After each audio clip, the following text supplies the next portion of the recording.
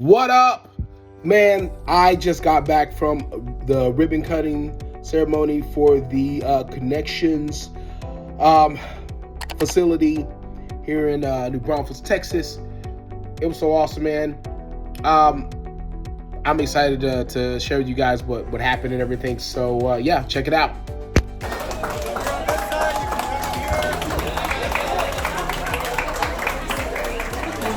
The cool thing about Connections, it actually started in 1981 as an organization to support at-risk youth in our county, Comal County.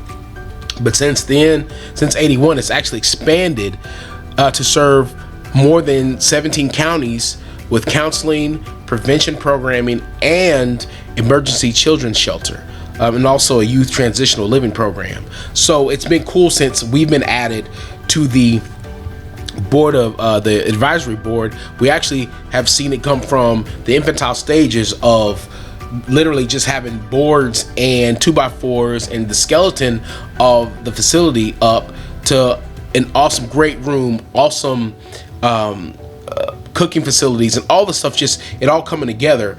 It was just weird having walked through the thing just months ago and seeing plans and blueprints and all that stuff, sheetrock laying everywhere, to this crazy, amazing facility that all these kids are going to have an opportunity to enjoy.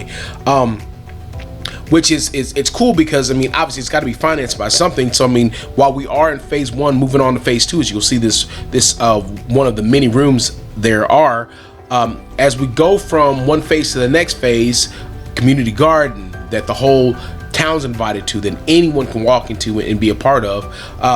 We're moving from that phase one to phase two, which is, actually a lot closer than it started. I'm going to talk about it a little bit more here.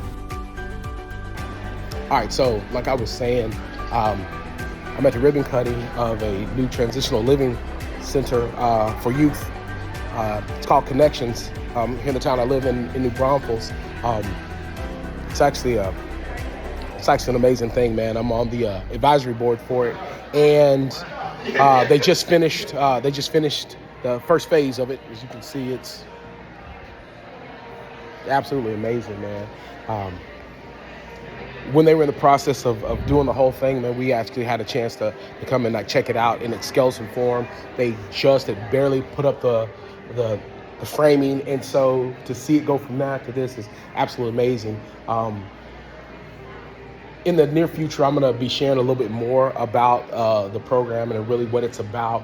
But I mean, in a nutshell, it's transitional living for youth that have been removed from their parents, removed from their homes, emergency assistance in terms of living quarters, emergency sheltering, pretty much any and all things that you can imagine that these youth have to deal with in the community, anywhere from, I'm talking early months all the way to 18 until they're able to be considered adults. So this facility is honestly a godsend for a lot of these kids that don't have an opportunity to be helped by anyone else. So it's just been real cool to really get involved with something like this, man. It was a blessing. It actually fell in my lap. It wasn't really something that I sought out, man. So to be able to be a part of something like this is absolutely amazing. It's two different sizes you can see. I mean, as far as you can go, it just keeps going and going and going, which is awesome. Brand spanking new, giving these kids an opportunity to have a shelter, to have a place to call their own, to have a place that they can be safe, and more so to have a place that they can feel comfortable. There's a hashtag that's going to be that I'm going to be posting with a lot of this stuff.